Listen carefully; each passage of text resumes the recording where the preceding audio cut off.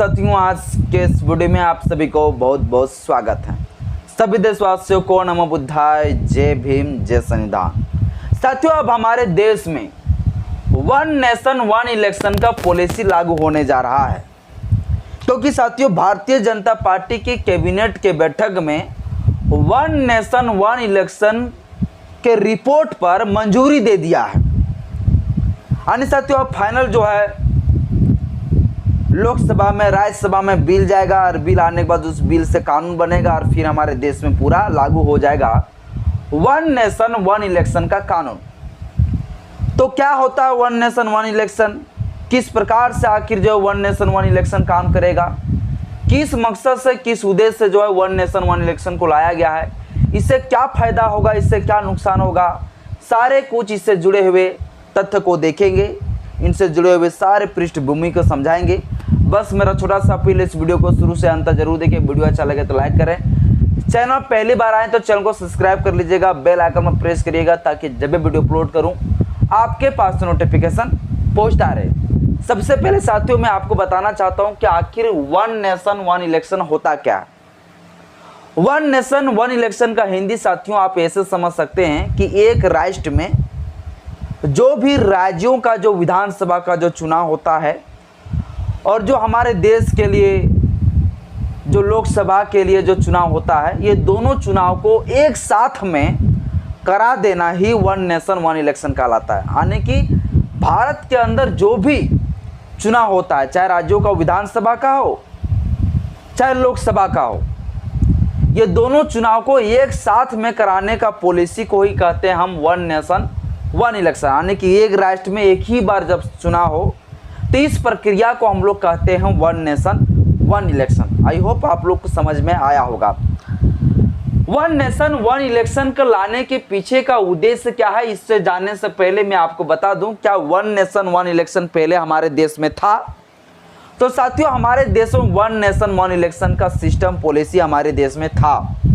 आपको पता होगा जब भारत का संविधान हमारे देश में लागू हुआ 1950 में भारत का संविधान लागू होने के बाद पहली बार जो चुनाव हुआ 1951 से 1952 के बीच में जो लोकसभा का चुनाव हुआ, उस समय साथियों हमारे राज्यों का भी जो विधानसभा चुनाव था एक साथ में हुआ था लोकसभा के साथ साथ। यानी उस समय वन नेशन वन इलेक्शन लागू था और 1951-52 से लेकर 1967 तक, 1952 से लेकर 1967 के बीच में जितने भी चुनाव हुआ लोकसभा का चाहे राज्यों का विधानसभा का, वो सारे एक साथ में हुआ। यानी one nation one election policy उस समय लागू था। इसके बाद साथियों 1967 के बाद जब चुनाव होना शुरू हुआ तो धीरे धीरे ये वन नेशन वन इलेक्शन खत्म हो गया। ये पॉलिसी क्यों खत्म हुआ, तो इसके पीछे कई सारे तर्क है, कई सारे जो तथ्य है इसके पीछे साथियों कई सारे तर्क ये है कि कई सारे स्टेट कट कर अलग राज्य का दर्जा मांगने लगे और अलग राज्य बन गया। कई सारे जो है स्टेट को, छोटे छोटे यंग को जो है मिलाकर एक स्टेट में जोड़कर जो है उसे एक स्टेट बना दिया गया और कई सारे बड़े बड़े क्षेत्रफल वाला जो स्टेट था उसको काट कर भी अलग राज्य बना। तो ऐसे में भैया उस राज्य के लिए, राज्य सरकार बनाने के लिए, उस राज्य का मुख्यमंत्री बनाने के लिए उस राज्य में जो है या अपना एक विधानसभा होना जरूरी था और अपना वहाँ चुनाव के प्रक्रिया से अपना वहाँ पर विधायक, अपना वहाँ मंत्री, अपना मुख्यमंत्री होना जरूरी था। ये सारे कुछ को परेशानियों को देखते हुए जो है one nation one election policy को ख़त्म करना पड़ा और one nation one election policy जो है अंत में बैंड भी हो गया और जो है फिर से जो है क्या हो गया, वन नेशन वन इलेक्शन को बंद होने के बाद लोकसभा का अलग से चुनाव होने लगा और राज्यों का जो विधानसभा चुनाव है ये भी फिर से अलग होने लगा। यानी कि अभी लोकसभा का चुनाव हुआ है, अब झारखंड में देखिए, फिर देखिए 2027 में जो है यूपी में, फिर देखिए यहाँ पर बिहार में भी चुनाव होने वाला है। तो आने की देखिए, आने की लोकसभा का चुनाव हुआ, इसके बाद जो है सब राज्यों भी अलग अलग समय में अपना चुनाव करा रहा है। तो इस प्रकार से चुनाव होना भी फिर से शुरू हो गया। यानी कि one nation one election policy खत्म हो गया। यानी लोकसभा का अलग चुनाव, राज्यों का विधानसभा का अलग चुनाव, ये पूरा तरह से खत्म हो गया वन नेशन वन इलेक्शन का पॉलिसी। अब भैया फिर से जो है पूर्व में जो हमारे राष्ट्रपति रामनाथ कोविंद जी जो थे, रामनाथ कोविंद जी ने जो है एक पहल उठाई। और देखिए राष्ट्रपति का क्या पावर होता है, नहीं पावर होता है, वो आप लोग को हम बता चुके हैं। यानी कि मोदी जी के नेतृत्व में, भारतीय जनता पार्टी के नेतृत्व में जो है रामनाथ कोविंद जी जो है एक रिपोर्ट तैयार किया। और उस रिपोर्ट को साथियों उन्होंने जो तैयार किया 2 सितंबर 2023 को जो है एक कमेटी बनाया। और उस कमेटी के द्वारा जो है एक ड्राफ्ट तैयार किए हैं वन नेशन वन इलेक्शन का, कि फिर से हमारे देश में वन नेशन वन इलेक्शन का पॉलिसी लागू होना चाहिए। और उन्होंने जो है 2 सितंबर 2023 को कमेटी बनाई। और इस कमेटी के द्वारा जो है लगभग 190 दिन तक साथियों पूरा इसके ऊपर बहस छिड़ा कि one nation one election policy कैसे लागू होगा, कैसे काम करेगा। 190 दिनों तक जो है काफ़ी ज़्यादा चर्चा होने के बाद जो है फाइनल इसको रिपोर्ट तैयार किया गया। और रिपोर्ट तैयार करने के बाद जो इसी साल 14 मार्च को जो है रामनाथ कोविंद जी जो है उस रिपोर्ट को जो है, उस ड्राफ्ट को जो है राष्ट्रपति द्रौपदी मुर्मू के हाथ में जो है सौंप दिए गए कि देखिए हमने रिपोर्ट तैयार किया है कि हमारे देश में one nation one election policy लागू हो। और इसके लिए मैंने जो ड्राफ्ट तैयार किया, हमारी जो कमेटी जो तैयार किया है, हमारी जो कमेटी समिति जो तैयार किया है, इस रिपोर्ट को आप लीजिए और इस रिपोर्ट को आप मंजूरी दिला के जो है आप जो है इस देश में वन नेशन वन इलेक्शन का पॉलिसी लागू कीजिए। और ये 14 मार्च को दिया गया रामनाथ कोविंद जी के द्वारा राष्ट्रपति द्रौपदी मुर्मू के हाथ में।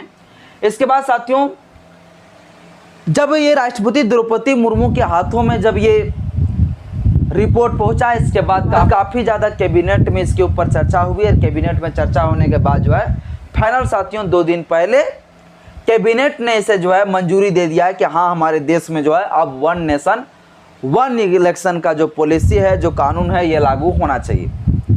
अब ये मंजूरी दे दिया भैया।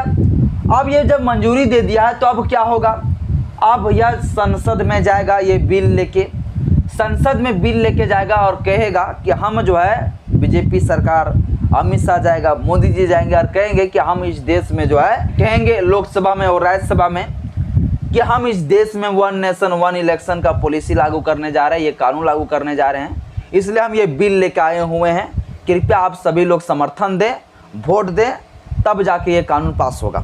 यानी भैया अब अमित शाह जी कहाँ पहुँचेंगे, लोकसभा पहुँचेंगे, फिर राज्यसभा भी जाएगा भैया वो पेपर। जब दोनों सदन से पास हो जाएगा तो फिर क्या बन जाएगा, वो कानून बन जाएगा।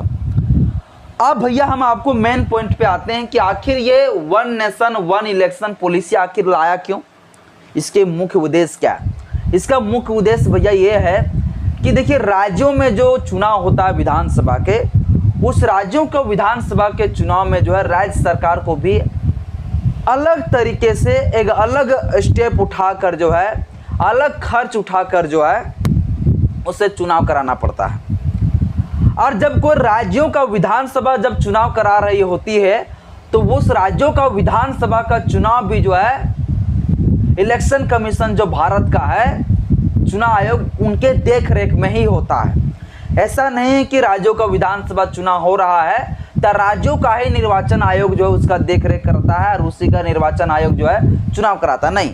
राज्यों का विधानसभा का चुनाव जो है जब होता है तो वो भी जो है भारत का जो इलेक्शन कमीशन ऑफ इंडिया है उन्हीं के दिशा निर्देश में, उन्हीं के देखरेख में होता है। और जब उनके देखरेख में होता है तो पूरा राज्यों को विधानसभा के चुनाव में भी जो है पूरा तरह से इलेक्शन कमीशन को एक प्रेशर रहता है कि राज्यों को विधानसभा के लिए भी जो है हमें अलग से एक व्यवस्था करके देना है, अलग से पूरा शासन प्रशासन की व्यवस्था हमको देना है। इसके बाद उस राज्यों का जो आचार संहिता जो कानून होगा कैसे लागू होगा नहीं होगा, इनके ऊपर भी देख रेख हमको करना होगा। अन्य के राज्यों का विधानसभा के चुनाव में भी जो है इलेक्शन कमीशन ऑफ इंडिया को जो है एक भारी जो है उसको एक वजन उठाना पड़ता है। और इधर लोकसभा का चुनाव हो रहा है तो उधर भी उठाना पड़ता है। यही सब चीज़ें को देखते हुए जो है केंद्र सरकार ने ये स्टेप लिया है कि भैया अलग अलग जो है समय में चुनाव होगा, लोकसभा के अलग, राज्यों का विधानसभा का अलग, तो इसमें ज़्यादा पैसा भी खर्च होगा। इसके बाद काफ़ी ज़्यादा योजनाओं पर रुकावट भी होगा। जब आचार संहिता लागू होगा भैया, एक बार लोकसभा का चुनाव लागू हो रहा है, एक बार लोकसभा का चुनाव हो रहा है तो भैया उसमें आचार संहिता लागू है, एक बार राज्यों का विधानसभा का चुनाव हो रहा है वहां पर फिर से अबर लागू है भैया आचार संहिता। यानी आचार संहिता कानून लागू होने के कारण से काफी ज्यादा योजनाओं में जो है रुकावट आती है। ये केंद्र सरकार का ये तर्क है जो मैं आपको बता रहा हूं।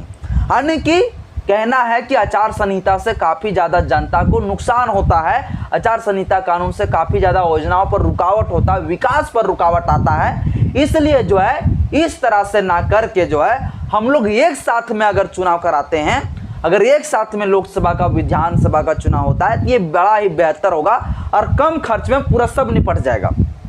कुछ भैया लोकसभा का चुनाव में जो है केंद्र सरकार खर्चा उठाएगी, राज्यों का विधानसभा का चुनाव जो है कुछ खर्च उठा देगा राज्यों का सरकार।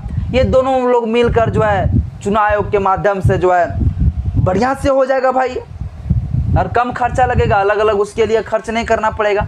ये भैया केंद्र सरकार का जो है एक ऐसा मनसा है, उन लोगों का ये तर्क है। इसलिए वो चाहते हैं कि देश में one nation one election policy लागू हो, वन नेशन वन इलेक्शन का कानून लागू हो। ये साथियों जो रिपोर्ट है उस रिपोर्ट को 1-2 पेज में नहीं बल्कि 18,626 पेजों में ये रिपोर्ट बनाई गई है। यानी काफ़ी लंबा चौड़ा इसमें सिस्टम, काफ़ी लंबा चौड़ा ये नियम इसमें लागू किए गए हैं। तो 18,626 पेजों का जो है ये पूरा रिपोर्ट है। और इस रिपोर्ट को अब जो है कहाँ जाएगा, संसद में जाएगा, लोकसभा में, फिर राज्यसभा में जाएगा, और लोकसभा राज्यसभा के साथ साथ राज्यों का विधानसभा में भी जाएगा। तब जाके ये पूरी तरीके से जो है ये कानून पास होगा, ठीक है ना। इसके बाद साथियों ये जो चुनाव है, इस चुनाव का जो है कहना है कि हम 2 चरण में पूरा चुनाव खत्म कर देंगे। चाहे राज्यों का कोई भी चुनाव हो, चाहे ग्राम पंचायत का चुनाव हो, चाहे राज्यों का विधानसभा चुनाव हो, चाहे देश के लिए जो है लोकसभा का चुनाव हो, ये दोनों चुनाव जो है हम मात्र 2 चरण में खत्म कर देंगे। 2 चरण का कहने का मतलब ये हुआ, जैसे मान लीजिए लोकसभा का चुनाव और राज्यों का विधानसभा का चुनाव एक साथ में करा दिया तो 1 चरण में खत्म ये हो गया। दूसरा चरण में क्या होगा, 100 दिन के भीतर जितने भी राज्यों में होने वाली जो ग्राम पंचायत का चुनाव है वो 100 दिन के भीतर में ग्राम पंचायत का भी चुनाव खत्म कर दिया जाएगा। मोटा मोटी 3 महीने के भीतर जो है सारे चुनाव खत्म, ग्राम पंचायत का भी चुनाव, विधानसभा और लोकसभा का भी चुनाव खत्म। आने की पूरा तरीके से 3 महीने में जो है ग्राम पंचायत, लोकसभा, राज्यों का विधानसभा सब चुनाव जो है 3 महीने में खत्म हो जाएगा। ये साथियों जो है फाइनल जो है ये सुझाव कैबिनेट का जो है मिनिस्टर है, कैबिनेट का जो मंत्री ये लोगों ने दिया है। अब जाके फाइनल जो है लोकसभा में बिल आएगा। अब जब इतना कुछ हम आपको बताए दिए हैं तो हम आपको बता दें कि आखिर ये कानून लागू कैसे होगा, इसके लिए क्या क्या प्रक्रिया से होकर गुजरना पड़ेगा, ये हम आपको थोड़ा सा बता देते हैं। अब ये कानून को कैसे पास कराएगा, तो ये कानून को भैया ऐसे पास कराएगा कि जो हमारा पार्लियामेंट है, जो संसद है, संसद का जो 2 सदन है, लोकसभा राज्यसभा है, तो लोकसभा में सबसे पहले ये बिल लेके जाएंगे, अमित शाह विधेयक लेके जाएंगे और बोलेंगे कि भैया मुझे जो है ये कानून पास कराना है, वन नेशन वन इलेक्शन का, आप लोग मुझे समर्थन दें, वोट दें, हम ये कानून को लागू करना चाहते हैं। अब मैं आपको बता दूं किसी भी कानून को पास करने के लिए 3 तरीके से कानून को पास किया जाता है। सबसे पहले होता है 1/2 बहुमत आने की, जिसको हम 50% कहते हैं, 50% बहुमत। 50% बहुमत कहने का तात्पर्य यह हुआ कि अगर कोई ऐसी कानून, कोई ऐसा नियम अगर लागू करना चाह रहा है सरकार, तो वैसे कानून पर जो है उस कानून के किस प्रकार से उस पर डिपेंड करता है। तो कुछ विधेयक, कुछ कानून पे जो है मात्र 50% जो है बहुमत में जो है कानून पास हो जाता है, विधेयक पास हो जाता है। बहुत सारे ऐसे विधेयक होता है कि मात्र 50% यानी कि इसको हम सिंपल मेजोरिटी कहते हैं, सिंपल मेजोरिटी में साधारण बहुमत से कानून पास हो जाता है। अब क्या ये जो कानून है, जो वन नेशन वन इलेक्शन, वो क्या सिंपल मेजोरिटी से पास होगा? तो ये सिर्फ सिंपल मेजोरिटी से पास नहीं होगा, बल्कि इसके साथ साथ स्पेशल मेजोरिटी भी चाहिए और राज्यों का भी जो है सिंपल मेजोरिटी चाहिए, राज्यों का जो विधानसभा है। अब क्या है, मतलब मोटा मोटी समझिए आप इसको पूरा डिटेल से। यानी कि यदि ये विधेयक लेके आ रहे हैं, अगर ये कानून लागू करना चाहेंगे तो सबसे पहले 50% बहुमत भी चाहिए। यानी कि 50% ऐसे लोग होना चाहिए जो समर्थन देगा कि हाँ ये कानून लागू होना चाहिए। इसके बाद एक वोटिंग के माध्यम से उसको लोकसभा से पास कराना होगा, जिस वोट के माध्यम से 2/3 बहुमत चाहिए, जिसको हम 66% कहते हैं। ठीक है, 66% बहुमत से फिर पास कराना पड़ेगा लोकसभा से। सबसे पहले हम क्या बोले, सिंपल मेजोरिटी तो चाहिए भैया, यानी 50% लोग जो है ये कहना चाहिए कि भैया हाँ ये कानून यहाँ पे पेश किया जाए, यानी कि संसद के अंदर लाया जाए, लोकसभा में लाया जाए। इसके बाद जब आ जाएगा, इसके बाद जो है पूरा उसका समर्थन में, उसका वोटिंग में जो है 2/3 बहुमत जो है वोटिंग होना चाहिए, तब जाके ये पूरी तरह से वन नेशन वन इलेक्शन लागू होगा पॉलिसी। 66% वोट चाहिए, तब जाके लोकसभा से पास हो जाएगा। जब लोकसभा से पास हो जाएगा तो इसके बाद चला जाएगा राज्यसभा में। जब राज्यसभा में जाएगा तो राज्यसभा से भी जो है वहां पर चाहिए 2/3 बहुमत, जब वहां से भी पास हो जाएगा।